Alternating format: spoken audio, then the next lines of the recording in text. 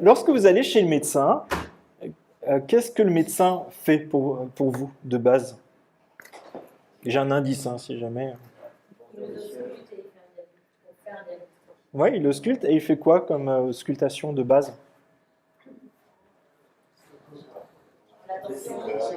Attention, le cœur, les poumons, le dernier, passer la température. Moi, c'est peut-être Covid. Là, il prend encore la pression artérielle, donc ça fait partie du cœur aussi, je suis d'accord avec vous.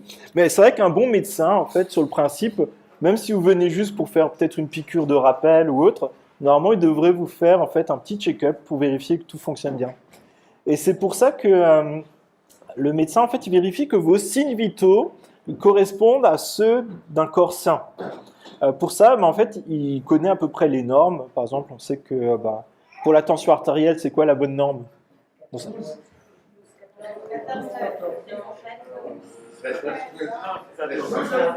Bon, heureusement qu'on a des médecins. Mais c'est vrai que ça dépend un peu des corps. Mais si par exemple vous n'avez qu'un 18, il va vous dire normalement tu devrais quand même être plus de 12, 13, ça serait mieux quoi. Mais en fait, il compare en fait les signes vitaux d'un corps sain au vôtre. Et donc en fait, il y a des choses qui collent bien, d'autres où peut-être ça nécessite de l'attention. Et je pense que c'est un peu la même chose parce que pour l'Église, parce que l'Église est présentée comme le corps de Christ. L'Église aussi devrait être à la hauteur de certaines normes de santé spirituelle. Et c'est pour ça que c'est intéressant de connaître ces normes de santé spirituelle, parce que ça va nous permettre à chacun de contribuer à notre mesure à ce que l'Église elle reste en bonne santé et qu'elle grandisse en maturité. Le corps est formé de plusieurs membres, et je pense qu'il n'y en a pas beaucoup qui se ressemblent. Il y a vraiment une multiplicité de membres, il y a des muscles, il y a des os, il y a des articulations, et tous sont différents, mais tous sont utiles, et tous contribuent à ce que le corps fonctionne, avance. Et l'Église, c'est un peu la même chose. L'Église, elle est unie, mais sans uniformité. Mais par contre, tout va dans un même élan, et dans le même sens, et c'est ce que nous cherchons à vivre ensemble. Je pense que ça a été rappelé dans les chants, dans les prières, dans plein de choses qu'on a vécues ce matin. Et c'est pour ça que Jésus, il nous donne l'unité et la maturité de l'Église. C'est important de savoir que c'est Jésus qui nous donne l'unité et la maturité de l'Église. On va voir ça ensemble, mais en fait, notre rôle, ça va être ensemble de conserver l'unité, ensemble de viser à la maturité et ensemble de vivre la vérité. Et je vous invite à ouvrir toujours le livre d'Éphésiens au chapitre 4, donc c'est dans la deuxième partie de votre Bible.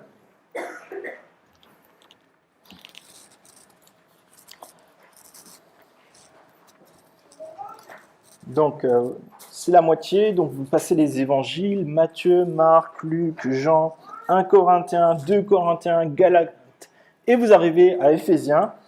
Et si vous avez la même Bible que moi et que vous feuilletez, c'est la page 768. Et je vous propose qu'on puisse lire ensemble les 6 premiers versets. Tu voudras bien les défiler, les versets? Super. Ça feuillette plus trop. Et gardez votre Bible sur les genoux parce qu'on va lire un peu au fur et à mesure. D'accord? Éphésiens 4, verset 1. Je vous encourage donc, moi le prisonnier dans le Seigneur, à vous conduire d'une manière digne de l'appel que vous avez reçu. En toute humilité et douceur, avec patience, supportez-vous les uns les autres dans l'amour. Efforcez-vous de conserver l'unité de l'esprit par le lien de la paix.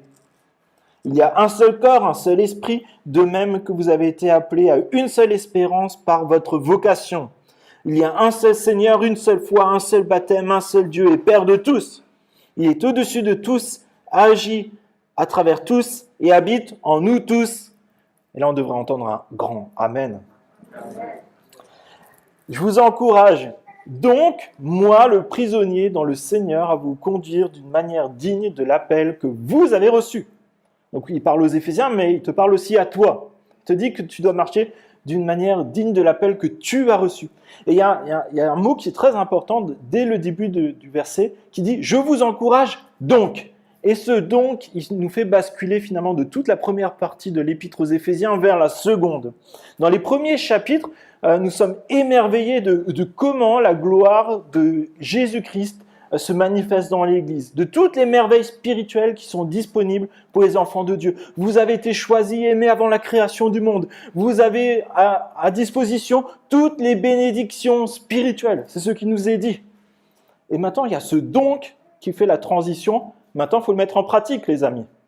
Il y a une cause et il y a des effets. Et de manière simple, c'est vivez de manière cohérente, soyez pratiques. C'est bien de savoir des choses, mais c'est mieux de les mettre en pratique. Est-ce que vous avez déjà entendu des personnes qui vous ont dit bah, « t'as qu'à faire ça ou ça, il n'y a qu'à faucon ». Vous avez déjà vécu ça? Mais vous vous êtes posé la question, lui il me donne des conseils, il me dit de faire ça et ça, mais est-ce qu'il le ferait? Vous avez déjà vécu ça? Moi ça m'est déjà arrivé, ça fait bizarre. Tu dis c'est moi. Mais là je pense que ce qui est intéressant c'est que Paul, il est cohérent. Paul, il rappelle, je suis en prison, moi, les amis. Je suis en prison pour l'évangile. Je suis en prison parce que je vis de manière pratique l'évangile et la vocation que Jésus m'a donnée d'être témoin partout dans le monde et particulièrement vers les païens, les rois et ainsi de suite. Paul, il s'est retrouvé devant des rois parce qu'il était en prison. Surprenant, n'est-ce pas? Comprenez que Paul ne regrette pas d'avoir suivi son appel et nous non plus, nous ne devrions pas le regretter. Une vie chrétienne authentique aura nécessairement un prix. Si quelqu'un t'a dit « deviens chrétien, ça sera beaucoup plus facile », il vous a menti. Mais ça vaut la peine parce qu'il y a des bénédictions spirituelles de savoir que Jésus, il est là dans les bons moments, dans les moments plus difficiles, mais aussi qu'on aura une éternité dans sa présence, dans sa paix, dans sa joie. Je vous encourage à vous conduire d'une manière digne de l'appel que vous avez reçu. Là, le terme « conduire », en fait, c'est le mot « marcher ». Marcher de manière conforme à l'appel que vous avez reçu de Dieu. C'est-à-dire, chaque jour, marcher, un pas après l'autre. Soyez saints, soyez des imitateurs de Jésus. Et en tant qu'enfants de Dieu, nous avons des privilèges, et ça, on s'en rappelle souvent, on peut parler à Dieu, on peut lui demander des choses, mais on a aussi des responsabilités. Tu as des responsabilités en tant qu'enfant de Dieu. On l'oublie parfois. C'est-à-dire de vivre à la hauteur du salut que nous avons reçu par la mort et la résurrection de Jésus-Christ. Pas pour mériter quelque chose de plus, mais tout simplement pour être cohérent. Parce que Jésus nous a appelés à être cohéritiers avec de Christ. À quoi ça sert de continuer de vivre dans le péché si nous devons être saints dans la présence de Dieu? Vocation signifie que nous avons été choisis par Dieu avant même la création du monde parce qu'il a décidé de t'aimer toi pour vivre l'appel de Dieu. La semaine dernière, j'étais à l'école de Montarlot, puis l'école a failli fermer. Bon, on est en train d'attendre qu'est-ce que ça donne. Et il y avait cette question d'avoir plus d'inscriptions pour des enfants. Et on a eu des témoignages de plusieurs personnes qui ont vécu dans cette école primaire. Et à un moment, il y a des personnes qui étaient déjà à la retraite. Et il y a une personne qui a dit « Quand j'étais enfant, j'étais dans cette école et c'était super. C'était vraiment le côté famille. On a appris beaucoup. On était chouchoutés. Mais après, tout le reste de mes études, c'était tellement galère. Le collège, les études supérieures, et ainsi de suite. » Et pour elle, quand elle le disait, on sentait qu'il y avait un peu une crispation. Les études, c'était pas son truc, c'était vraiment difficile. Et après, elle dit, mais pourtant, j'ai fait le choix de devenir institutrice. Pour que d'autres aient la même opportunité que moi, le même privilège de pouvoir vivre ça. C'était ce temps d'école primaire. Moi, j'ai été touché. Je me suis dit, mais en fait, ça, c'est vraiment une vocation. Elle a été touchée par un besoin, par quelque chose qu'elle a vécu, et elle veut que les autres le vivent. Et je me suis dit, mais c'est ça la vie chrétienne. On a cette opportunité d'être enfant de Dieu, de vivre ces privilèges. Et en fait, on a aussi cette responsabilité d'en faire bénéficier d'autres, même si parfois c'est difficile. La vocation d'enfant de Dieu va nous amener à ressembler de plus en plus à Jésus, même si c'est difficile. Même s'il y a des jours où on se dit, mais qu'est-ce que je fais là? Je vous assure que ça m'arrive. Dans les prochaines prédications, nous allons voir que la vocation d'enfant de Dieu, ça touche à plein de domaines différents, mais très pratiques de notre quotidien. On va parler du mariage, de la parentalité, du travail, du combat spirituel. Aujourd'hui, le premier lieu, on va regarder ça, c'est l'Église. Comment exercer notre vocation d'enfant de Dieu dans nos relations, dans la famille de Dieu, c'est-à-dire l'Église locale. Je ne te parle pas de quelqu'un qui vit à l'autre bout de la planète. Hein. Je te parle de quelqu'un qui est là, aujourd'hui, assis à côté de toi. En toute humilité et douceur, verset 2, avec patience, supportez-vous les uns les autres dans l'amour. Et cela se traduit par 4 attitudes et je vous propose qu'on puisse les regarder ensemble. C'est tout d'abord l'humilité. L'humilité authentique, ça nous rend conscients d'abord de notre petitesse. Ça nous rend capables d'estimer que les autres sont meilleurs que nous-mêmes. C'est l'opposé de la suffisance, l'arrogance, l'orgueil et la suspicion. Jésus est le modèle de cette humilité. Lorsque Jésus, par exemple, dans les derniers instants avant sa crucifixion, qu'est-ce qu'il fait? Il se met à genoux et il lave les pieds des disciples, alors que les disciples, eux, leur premier souci, c'était « mais qui sera le plus grand ?» Imaginez juste le choc. Chacun qui est là, oui, mais en fait, c'est peut-être moi le plus grand, moi je vais être à côté de Jésus dans sa gloire, et là, je pourrais vraiment être à ma place. Et qu'est-ce que fait Jésus? Lui, il se met à genoux et commence à laver les pieds. Ça, c'est le choc. Ça, c'est l'humilité. L'humilité, ça consiste à constater son indignité et tendre vers les qualités de Christ. Et là, c'est un exemple clair de comment Jésus nous appelle à vivre. Deuxièmement, c'est la douceur. La douceur se manifeste, et là, je vais vous surprendre peut-être, mais par l'obéissance sans révolte à Dieu. La douceur se manifeste par l'obéissance sans révolte à Dieu. Parce que cela consiste à refuser la méchanceté, bon, ça on s'en doutait, la vengeance, et c'est aussi de faire le bien avec la bonne attitude de cœur. Et c'est pas anodin, ça peut peut-être sembler simple, d'être doux, mais c'est un des signes que Jésus était le Messie qu'on attendait.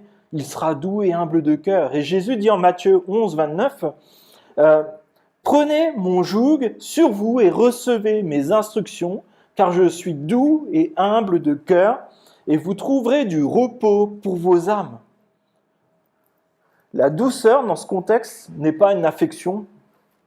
Ce n'est pas « j'ai envie d'être doux » ou quelque chose comme ça. Non, mais c'est la volonté de renoncer à ses droits pour d'autres. C'est ça la douceur dans ce contexte-là. La patience. La patience ne veut pas dire être passif. Vous savez, on s'assit dans un bon fauteuil et on se dit « bon, on va attendre que la pluie va s'arrêter, que l'orage se termine ». Non, c'est pas ça. Ici, la patience, elle prend la forme de la persévérance et de l'obéissance en attendant les promesses de Dieu. Et là, je pense que les exemples qu'on peut trouver, c'est par exemple dans l'Ancien Testament. C'est souvent cité dans le Nouveau Testament, ces exemples de l'Ancien Testament, parce qu'ils ont été patients, parce qu'ils ont été endurants. Et par exemple, on retrouve le prophète Jérémie. Dieu lui dit dès le début de son ministère, il faudra que tu parles pour moi. Personne ne te croira, mais au contraire, tu seras haï, injurié, persécuté, et tu vas vivre des circonstances très difficiles. Mais tu dois faire ta vocation de prophète. Tu dois être mon porte-parole. Tu dois les appeler à revenir à moi, à vivre de manière cohérente, comme mon peuple. Qu'est-ce qu'a fait Jérémie? Il a fait ça, même si c'était difficile. Chaque jour, c'était difficile. Chaque jour, il se prenait des coups de bâton. Et ça, c'est dans le sens de la patience et de s'attendre aux promesses de Dieu et qu'il agisse, même si c'est difficile. De faire ce que Dieu nous demande à nous. Donc, vous en faites pas. J'espère pour vous et pour moi qu'on n'est pas des Jérémies. Mais il y a des temps comme ça. Vous retrouverez Abraham, vous retrouverez Moïse et ainsi de suite. Ils sont dans l'attente de l'intervention de Dieu. Et ce qu'il leur est demandé, c'est d'être persévérants, obéissants. Enfin, supportez-vous les uns les autres dans l'amour. Et supporter, parfois on le voit un peu comme des supporters du PSG, donc c'est pas ça. Donc c'est pas de faire des holas, bon, on peut le faire, hein, ça encourage, mais là c'est pas dans ce sens-là, c'est plutôt d'être indulgent avec amour. 1 Pierre 4,8 dit que l'amour couvre une grande multitude de péchés. Et moi à un moment je me suis dit, bon, c'est un peu bizarre ce verset, est-ce qu'il faut aimer puis Dieu ne voit plus nos péchés? Non, c'est pas ça. En fait c'est dans le sens où si nous aimons, l'amour couvre une grande multitude de défauts. L'amour, c'est-à-dire qu'il va nous amener à être indulgents envers les autres. Ça nous donne la force de supporter ce qui nous dérange chez les autres. Je sais pas qu'est-ce qui vous dérange chez les autres. C'est peut-être parce que certains, vous savez, quand ils mangent, ils font du bruit. Certains, ils ronflent et vous êtes obligé de dormir avec eux. Mesdames, ne vous tournez surtout pas. Nadia, ferme les yeux. Certains, par exemple, moi, il y a quelqu'un, à chaque fois que j'envoie un mail groupé d'informations, il me téléphone. Mais dans les 5 minutes qui suivent, alors souvent, je prends déjà le téléphone en main. Et en fait, je me dis, à chaque fois, je me dis, bon, je vais passer encore une demi-heure. C'est pas quelqu'un de l'église, hein, rassurez-vous. Téléphonez-moi, il n'y a aucun souci. Mais, et après, finalement, il me raconte, et puis on s'encourage tous les deux, et c'est super chouette. Mais c'est vrai qu'à chaque fois, je me dis, quand j'envoie le mail, il faut que je prévoie une petite demi-heure où je suis tranquille. Mais il y a des choses comme ça, et sur le moment, on se dit, bon. Et après, on se dit, ouais, là, j'étais un enfant de Dieu, j'ai aimé, et j'ai écouté, j'ai encouragé. Il m'a encouragé aussi. Et j'imagine que l'on souhaiterait tous vivre l'unité. Être tranquille, hein, finalement, ça évite les conflits, ainsi de suite. Être des chrétiens cool, vous savez, des chrétiens où ça va. Bah, c'est relativement facile quand ça se passe bien. Mais dans l'église, justement, c'est pas toujours ça. Hein. Vous connaîtrez des tensions, vous connaîtrez des incompréhensions. Vous pensiez faire le bien, c'est pas bien passé, c'est mal compris. Il y aura même des conflits dans l'église, vous vous rendez compte? Bon, pas ici, hein, bien sûr. Mais c'est là où c'est intéressant de se rappeler que autant de pécheurs qui sont graciés, qui vivent en proximité, ça va nécessairement faire des étincelles à un moment ou à un autre. Parfois, on s'y attend pas, hein, je vous le dis. Mais pourtant, dans cela, on peut aussi marcher de manière digne de la vocation d'un enfant de Dieu et faire ce choix d'aimer concrètement les membres de notre église locale. Et même lorsque c'est difficile, de se dire, je m'attends à toi, mon Dieu, pour aimer de manière concrète, en passant du temps avec les uns et les autres, en se disant la vérité, en s'encourageant. Et je pense que ce qui nous aide en cela, c'est de voir les autres comme plus grands que soi. Cela nous conduira à être moins focalisés sur les défauts de l'autre, mais de déjà constater nos défauts à nous. On sera beaucoup moins sensible à ceux des autres. On sera aussi, je pense, beaucoup plus indulgent et patient, parce que nous connaissons, nous, nos propres combats lorsqu'on fait un peu ce travail de dire où j'en suis, moi, aujourd'hui avec Dieu, où j'en suis dans ma vocation d'enfant de Dieu. Enfin, verset 3. Efforcez-vous de conserver l'unité de l'esprit par le lien de la paix. Paul ne demande pas à l'Église de créer l'unité, mais de la conserver. Et ça, je pense, c'est une vérité biblique qui est très importante pour nous, parce que sinon, on risque de se fatiguer pour rien. Nous ne pouvons pas fabriquer l'unité par nous-mêmes. Tu peux faire autant d'efforts que tu veux, tu peux faire des team building, plein de choses comme ça qui se font en entreprise, ça ne marchera pas dans l'église. Enfin, ça peut être des outils, hein. Mais dans l'église, on a quelque chose de vraiment particulier, et c'est une très bonne nouvelle. La bonne nouvelle, c'est que nous avons déjà l'unité parce que c'est inclus dans ton pack enfant de Dieu. Donc quand tu as des doutes, tu ouvres ton sac et tu dis, donc dans ton sac, il y a ta Bible et tu dis, ouais, je suis enfant de Dieu, Jésus m'a déjà donné l'unité. Et justement, en Jean 17, 22, c'est quelques instants avant que Jésus aille à la croix, il fait cette prière pour toi et pour moi et pour notre Église ici. Je leur ai donné la gloire que tu m'as donnée, afin qu'ils soient comme nous sommes un, moi en eux et toi en moi. Donc c'est Jésus qui parle à Dieu. Hein. Afin qu'ils soient parfaitement un, et qu'ainsi le monde reconnaisse que tu m'as envoyé et que tu les as aimés comme tu m'as aimé. Et je crois que si Jésus a fait cette prière, c'est que cette prière, elle est accomplie. Et Jésus rajoute justement encore à la fin de cette prière que c'est pour tous ceux qui suivront, donc pour nous ici aujourd'hui, en Seine-et-Marne. Mais soyons pas hypocrites, l'Église n'est pas la maison des bisounours, mais par contre, l'amour de Dieu peut y régner. L'amour de Dieu est là et nous amène à cultiver cette unité. Si nous lisons la Bible, nous nous rendrons compte que même des personnes qui sont hautement inspirantes n'ont pas toujours été au niveau. Vous prenez par exemple Paul et Barnabas, ils se sont séparés. Ils ont fait tout un voyage missionnaire, ils ont implanté des églises, ils ont vu des conversions, ils ont vu des miracles, ils ont vu des choses extraordinaires. Et ils se sont séparés. Ils se sont séparés parce qu'ils n'étaient pas d'accord concernant un gars qui s'appelle Marc. Marc, il avait quitté l'équipe missionnaire et Paul ne voulait pas que Marc revienne dans l'équipe suite à son abandon. Mais Barnabas, lui, a voulu le réintégrer dans l'équipe pour le relever. Qu'est-ce qui s'est passé? Ça a clashé. Au final, Marc est parti avec Barnabas. On aurait pu se dire, mais tout est fichu. Mais au final, qu'est-ce qui va arriver à la fin? Au final, Marc, il a rédigé l'évangile selon Marc, qui est considéré comme l'un des plus anciens évangiles. Paul, à la fin de sa vie, il demande à Timothée de prendre Marc avec lui parce qu'il est précieux pour l'œuvre de Dieu. Et c'est là que c'est bon de se voir qu'il peut y avoir des moments où on est malmené, des moments où ça ne va pas comme on veut, des moments où il se passe des trucs qui ne sont pas normaux, mais Dieu, il relève. Nous, on peut être de ces personnes qui se laissons appelées par Dieu pour se repentir, pour revoir nos positions, pour regarder à la lumière de Dieu qu'est-ce qu'il veut pour nous. Parce que c'est bon de se rappeler que si Jésus, quand nous on s'éclate au sol parce qu'on a trébuché, il nous laissait comme ça, je t'assure que la salle elle serait vide aujourd'hui. Mais soyons de la même façon des personnes qui relèvent ceux qui chutent, des personnes qui encouragent à reprendre le chemin de la vie chrétienne.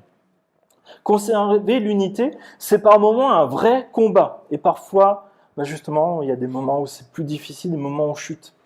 Mais c'est l'occasion justement de nous remettre en question, de nous relever, de nous pardonner les uns les autres et surtout d'aller de l'avant. Pas rester sur des vieux trucs parce que c'est perdre notre temps et notre énergie sur des choses qui n'en valent pas la peine. Ce qui en vaut la peine, c'est l'évangile de Jésus-Christ qui est mort pour nos péchés, qui a été crucifié, torturé, qui est ressuscité, qui nous attend dans cette vie éternelle et cette vie chrétienne qui a du sens et qui est abondante aujourd'hui déjà. La marche chrétienne, c'est l'objet de toute une vie, pas après pas, et c'est pas un sprint. Et ce qui va conserver l'unité, il est dit que c'est la paix. Et la paix, c'est pas juste fiche-moi la paix, c'est pas ça. C'est savoir que nous sommes en paix avec Dieu, que nous sommes plus rebelles à Dieu. Et alors, quand on sait qu'on est en paix avec Dieu alors qu'on ne le mérite pas, ça nous aidera à être en paix avec nos frères et sœurs. Notre limite à l'unité dans l'Église, comprenez bien que c'est pas nous-mêmes en disant voilà, c'est mon caractère, tu sais, moi je suis colérique, puis je suis rancunier, puis voilà, on reste comme ça. Non, c'est pas ça. C'est pas non plus parce que y a un voisin qui est un peu plus un peu moins aimable qu'un autre, ou peut-être parce qu'on a vécu des choses difficiles dans notre passé, et je veux pas minimiser ça, loin de là, je sais qu'il y a des personnes qui ont vécu des choses difficiles dans l'Église, et je le comprends, et je peux comprendre les souffrances, mais je pense qu'aujourd'hui, c'est vraiment cet appel à regarder à Christ. Pas regarder à notre passé, mais regarder à ce que Jésus veut pour moi aujourd'hui. Jésus, lui, il est le même, et ça nous est bien rappelé au verset 4. Il y a un seul corps, un seul esprit, de même que vous avez été appelés à une seule espérance par votre vocation. Il y a un seul Seigneur, une seule foi, un seul baptême, un seul Dieu et Père de tous. Il est au-dessus de tous, agit à travers tous et habite en nous tous. Et là, il y a cette remarque que je voudrais faire avec vous. Il y a un seul corps qui est indissociable et formé de tous les enfants. Un seul esprit qui nous identifie comme enfants de Dieu et qui nous guide pour vivre en tant que tel, comme un enfant de Dieu. Troisièmement, c'est une espérance du retour glorieux de Christ et d'être dans sa présence pour l'éternité. Quatrièmement, un seul Seigneur, chef de tous, roi de tous, à qui je veux obéir. Cinquièmement, une seule foi centrée sur l'évangile de Jésus-Christ et pas sur des choses annexes. Jésus-Christ, mort et ressuscité, pour que nous soyons dans la présence de Dieu. Sixièmement, un seul baptême, pour nous associer publiquement à la mort et la résurrection de Jésus, pour être un enfant de Dieu identifié, mais aussi pour être identifié en tant que membre de l'Église. Septièmement, un seul Père dont nous sommes tous ses enfants. Il y a beaucoup de choses à dire sur ces quelques mots, mais je voudrais juste rester sur quelques points. Il y a différentes personnes qui sont tous aimés de Dieu, choisis par Dieu, et vous pouvez tous apporter quelque chose à l'Église, à la façon dont Dieu veut vous utiliser ici. C'est tous, donc chacun a sa place, chacun est nécessaire. Et enfin, il y a aussi cette question de savoir si on fait partie de l'Église ou pas. Et je pense que c'est vraiment une question à se poser. Qu'est-ce qui fait qu'aujourd'hui, je peux dire que c'est mon Église locale? Est-ce que c'est parce que je m'assieds régulièrement à la même place? Est-ce que c'est parce que je viens depuis des années ou parce que je suis dans une liste quelque part? Ou c'est parce que concrètement, je sais que c'est là où Dieu m'appelle à prendre soin des frères et des sœurs, les aimer concrètement, en les connaissant, en vivant avec eux, en adorant Dieu ensemble, en partageant ce témoignage aux autres. C'est ça la vision biblique d'une église locale.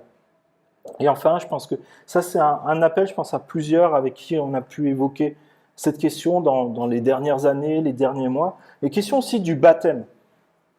Un seul Dieu, un seul Père, un seul Esprit, un seul baptême. Le baptême, c'est une étape importante de la vie chrétienne, c'est même le démarrage de la vie chrétienne. C'est une façon de s'identifier clairement comme un enfant de Dieu, comme un membre de l'Église. Et je veux vraiment nous encourager, et je pense qu'il y a plusieurs qui sont concernés par cela, à ne pas repousser cela indéfiniment. Ce n'est pas le fait d'être parfait, on le voit bien ici, qui fait qu'on peut se faire baptiser, mais c'est le fait de dire, voilà, je veux être un enfant de Dieu, je veux vivre en tant que tel, je veux m'associer à cette démarche-là. Et je vous encourage vraiment à faire cette démarche-là, que vous soyez plus jeune, moins jeune, et ainsi de suite, en toute humilité, de dire, si Jésus il est mort pour moi, si même Jésus il a fait ce choix de se faire baptiser pour me montrer l'exemple, qu'est-ce qui, moi, pourrait être un obstacle à me faire baptiser? Je crois vraiment que c'est le temps pour plusieurs d'entre nous de prendre maintenant position, simplement en étant cohérent avec notre appel, notre vocation. C'est tellement dommage de laisser ces questions-là être une sorte de boulet dans notre marche chrétienne. Donc, peu importe l'âge que tu as, pose-toi vraiment cette question-là. Est-ce que je veux vraiment vivre comme un enfant de Dieu? Est-ce que je suis prêt à faire ce premier pas de la vie chrétienne? Donc, vous allez voir, vous voyez, conserver l'unité, c'est pas toujours facile, ça nécessite des efforts, mais comprenez que c'est pas seulement d'être suffisamment conciliant face aux difficultés, mais c'est vraiment d'être proactif. Il ne faut pas attendre d'avoir des difficultés pour se dire que c'est là que je vais montrer de l'amour, d'être patient, doux et ainsi de suite. C'est avant déjà qu'il faut commencer, parce qu'il y aura forcément ces temps-là, je vous rassure. Mais c'est aujourd'hui comment on fait pour manifester cela. Je pense que ça commence par se connaître et s'aimer, favoriser une meilleure communication, une compréhension mutuelle, se poser la question quand il y a quelque chose qu'on ne comprend pas. Peut-être il y a aussi des choses qui ne vont pas dans nos vies, nous encourager à y remettre de l'ordre, mais ça on peut seulement le faire quand on se connaît. Si vous allez voir quelqu'un que vous ne connaissez pas et vous lui dites « mais avant tu as dit 3 gros mots », je vous assure que ça ne passera pas. Par contre, si vous passez un peu de temps régulièrement avec lui et tu lui dis peut-être tu ne remarques pas, mais j'ai remarqué que parfois tu dis des gros mots et je pense qu'il y a peut-être quelque chose où on pourrait tous les deux prier pour ça et puis s'encourager. C'est un exemple, hein. Mais je pense qu'on a besoin de se connaître pour vivre cela. On a besoin de se connaître pour être de la même famille. Pour ça aussi qu'il y a des choses qui sont organisées par l'Église pour faciliter ça, que ce soit des groupes de maison, des lieux où on se retrouve pour se connaître, prier les uns pour les autres, partager nos luttes, nos combats, aussi nos encouragements. Ça peut être les groupes de vie, groupes d'hommes, groupes de femmes, groupes de jeunes, et ainsi de suite. C'est des lieux où on parle de la vie concrète, la vie chrétienne, comment on fait pour la vivre. Parce que tout seul, on va nécessairement être limité, mais si on est ensemble, on va avancer ensemble. Et aussi, il y a des temps où, comme par exemple cette semaine, c'est la semaine ouverte, c'est une semaine où c'est notre responsabilité individuelle de prendre nos responsabilités. Ce n'est pas toujours l'Église qui pourra tout faire à notre place, et loin de là. Si vous attendez juste que l'Église vous fasse tout, ça ne marchera pas. Par contre, cette semaine, je peux prendre ma responsabilité de dire à quelqu'un, tiens, on va prendre un café ensemble, on va faire une balade ensemble, on va manger ensemble. Ce n'est pas le Covid qui doit être un frein dans tout cela. On arrive bien encore à aller manger, à aller dans des supermarchés, à aller chez nos collègues, aller au travail. Pourquoi est-ce qu'on n'aimerait pas vivre l'Église? C'est pour ça, ensemble, conservons l'unité.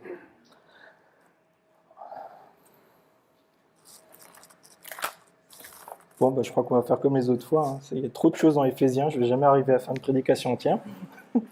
Mais je vous propose qu'on puisse prier ensemble et qu'on puisse vraiment demander à Dieu de pouvoir concrètement vivre l'unité, vivre des relations fraternelles, euh, vivre et expérimenter sa paix, sa joie, sa douceur, lui ressembler de plus en plus. C'est un grand programme, ça peut être effrayant, mais on veut se rappeler qu'on ne veut pas y aller avec nos propres forces, on veut y aller avec cet amour que Dieu nous donne, guidé par son Saint-Esprit. Est-ce qu'on est disponible pour que Dieu nous parle?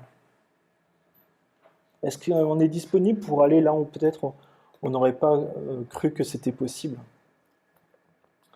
Et je vous propose de prier ensemble.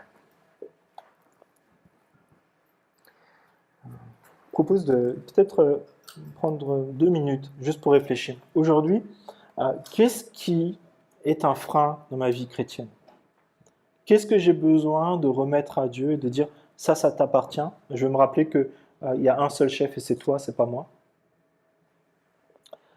Est-ce qu'il y a quelque chose de concret que je peux faire et mettre dans mes habitudes de semaine pour vivre l'Église et l'unité comme ça nous est présenté ici dans ces versets? Est-ce que j'ai peut-être besoin on l'a chanté déjà, demander pardon? Peut-être de mon attitude, mais peut-être aussi de mon manque d'intérêt pour l'Église, de mon manque d'intérêt peut-être pour des frères et sœurs. Je propose juste qu'on prenne 2 minutes, pour que chacun puisse y réfléchir, peut-être se positionner devant Dieu. Peut-être qu'il y a une personne qui a besoin aussi de prendre une décision pour Christ ce matin, dire voilà, je veux vraiment être un enfant de Dieu, être cohérent. Je veux aussi me faire baptiser. Je vous propose de prendre ce temps seul avec Dieu et de faire ce temps où Dieu peut nous sonder en profondeur dans nos cœurs.